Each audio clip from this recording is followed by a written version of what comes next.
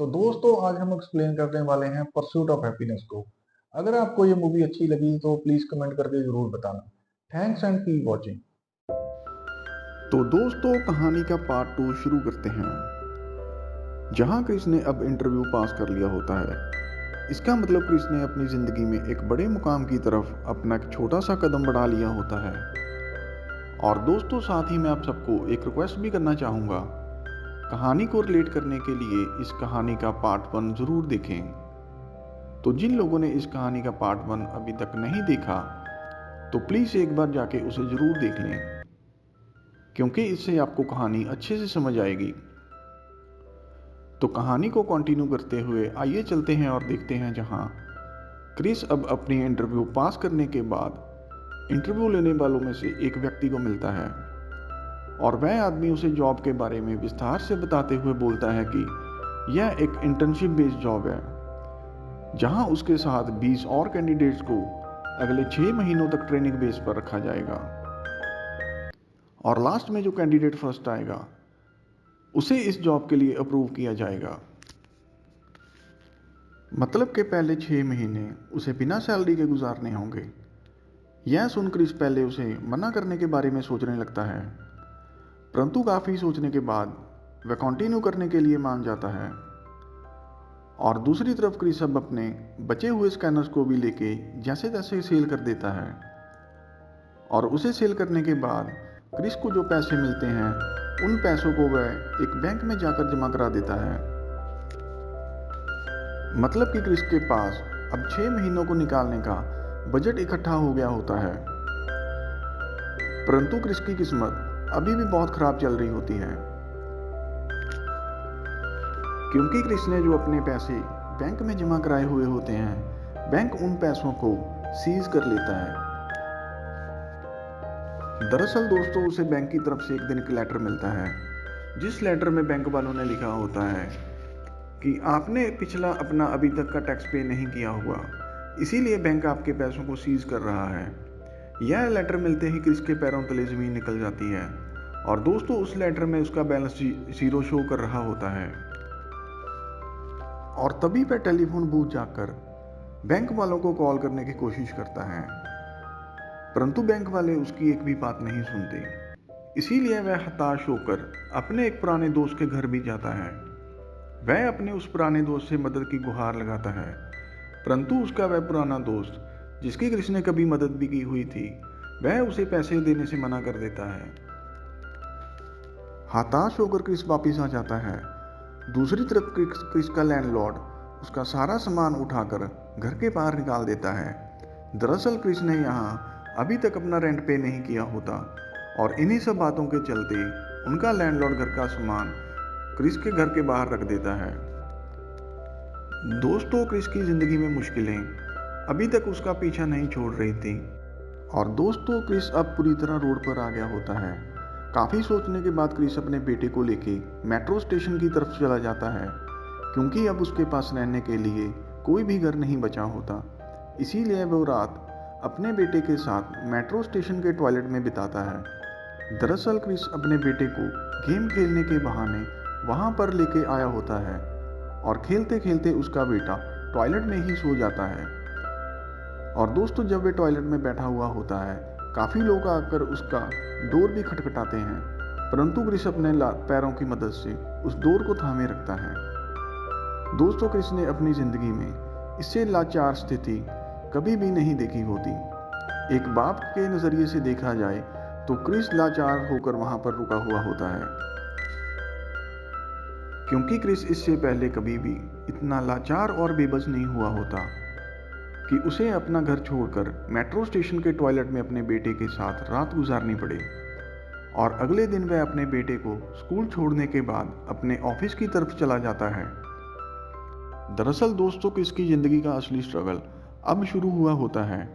शाम को अपने बेटे को स्कूल से लेके वह एक चर्च की तरफ चला जाता है, जहां बेसहारा लोगों को शेल्टर मुहैया कराया जा रहा होता है। परंतु जहां जो पहले आता है उसे ही शेल्टर मिलता है, क्योंकि ऐसे लोगों की तादाद बहुत ज़्यादा होने के कारण शेल्टर की कमी होती है।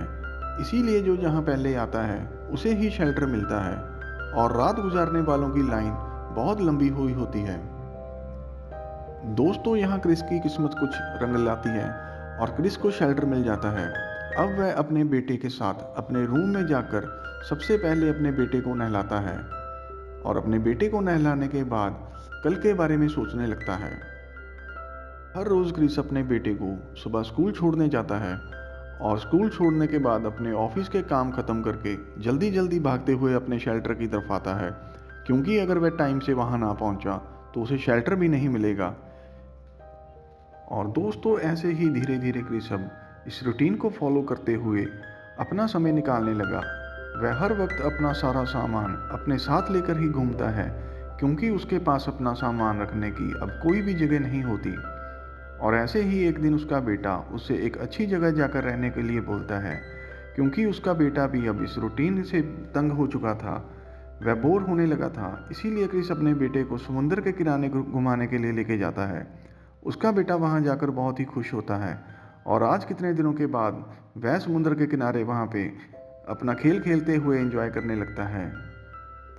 परंतु क्रिस वहां पर बिल्कुल शांत होकर खड़ा हुआ था और तभी क्रिस को अपना एक आखिरी बचा हुआ स्कैनर याद आता है।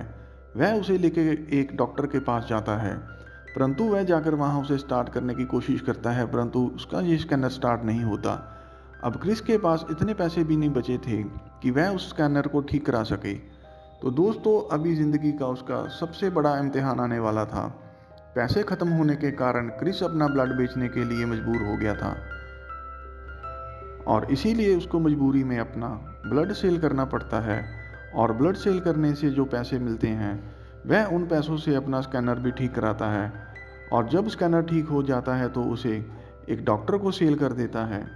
अब आज उसके पास कितने दिनों के बाद पैसे आते हैं और वह अपने बेटे को लेके उस रात एक होटल में रुकता है। वहाँ जाकर वह एक अच्छे खाना खाते हैं। उसका बेटा आज बहुत खुश होता है और कितने दिनों के बाद टीवी देखता है और टीवी देखते देखते अपने पिता के पास ही सो जाता है। अब ऐसे ही उसकी ज़िंदगी के दिन गुजरने लगते हैं और किसी तरह से 6 महीने पूरे हो जाते हैं और एक दिन उसकी इंटर्नशिप का पेपर भी आ जाता है। वह बहुत अच्छी तरह से पेपर की तैयारी करके जाता है और बहुत अच्छी तरह से पेपर दे के जब बाहर निकलता है तभी उसे एक कैंडिडेट भी मिलता है। दोस्तों, ये एक दूसरा कैंडिडेट होता है। जैसे ही क्रिस अपना पेपर देकर बाहर आया था तभी इसके पीछे यह कैंडिडेट भी बाहर निकल रहा होता है और वह कैंडिडेट क्रिस को देखकर बोलता है कि आपका पेपर कैसे हुआ। क्रिस उसे अपने पेपर के बारे में बताते हुए बोलता है कि मेरा पेपर बहुत अच्छा हुआ, परंतु मुझे ऐसे क्वेश्चन सॉल्व करने में कुछ दिक्कत सी आ रही थी। तभी वह दूसरा कैंडिडेट उसकी तरफ हैरानी भरी नज़रों से देखता हुआ बोलता है कि ऐसे क्वेश्चन, कौन सा ऐसे क्वेश्चन। तभी क्रिस उसे बताता है कि जो क्वेश्चन पेपर के पीछे की तरफ लिखा हुआ था। दरअसल दोस्तों, ये दूसरा जो कैंडिडेट होता है इसने ऐसे क्वेश्चन को देखा भी नहीं होता। तभी वह वहाँ से भागने लगता है, परंतु अब इसका कोई भी फायदा नहीं हुआ था। तो ऐसे ही एक दिन पेपरों का रिजल्ट भी आ जाता है। दरअसल दोस्तों, ये जॉब प्रोफाइल होता है, ये एक बहुत बड़े रैंक के लिए होता है। क्रिस अगले दिन अपने ऑफिस पहुंच जाता है। दरअसल आज रिजल्ट का दिन होता है, सभी कैंडिडेट्स भी वहां इकट्ठे हुए होते हैं और तभी उसकी मुलाकात वहां उसे एक इंटरव्यू लेने वालों में से एक जो बहुत सीनियर आदमी था उससे होती है और वह उसे हंसते हुए बोलता है, क्रिस, आज तुमने बहुत एक अच्छी शर्ट पहनी हुई है। तभी क्रिस जवाब देता है और बोलता है कि सर, आज मेरा आखिरी दिन था तो मैंने सोचा क्यों ना मैं एक अच्छी शर्ट ही पहनकर चला जाऊं। और तभी वह सीनियर आदमी क्रिस को बोलता है कि अगर तुम्हें ये शर्ट कल भी पहनने को मिले तो। यह सुनकर क्रिस समझ जाता है कि उसकी सिलेक्शन हो गई है और उसकी आंखों में अब आंसू भर जाते हैं, क्योंकि क्रिस ने यहाँ तक पहुँचने के लिए बहुत ही प्रयास किए होते हैं। उसकी ये बहुत बड़ी एक मेहनत होती है जिसके दम पर वह यहाँ तक पहुँचा हुआ होता है। दरअसल दोस्तों, क्रिस की ज़िंदगी में जो कुछ भी चल रहा होता है इसके बारे में किसी को कोई भी बात मालूम नहीं होती। यह सब कुछ क्रिस ने अकेले नहीं झेला होता है और क्रिस ही जानता है कि उसने ये 6 महीने अपनी ज़िंदगी के कैसे गुजारे हैं।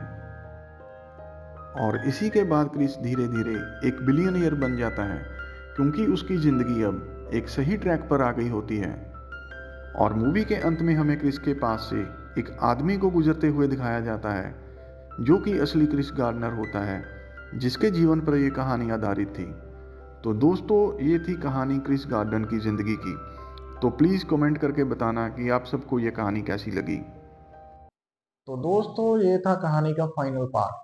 और अगर आपको ये पार्ट अच्छा लगा हो तो प्लीज़ इसे लाइक ज़रूर करना। और अगर आपको इसमें कोई कमी लगी हो तो कमेंट करके हमें ज़रूर बताना। हम अपनी आने वाली वीडियोस में से ठीक ज़रूर करेंगे। Thanks a lot and keep watching.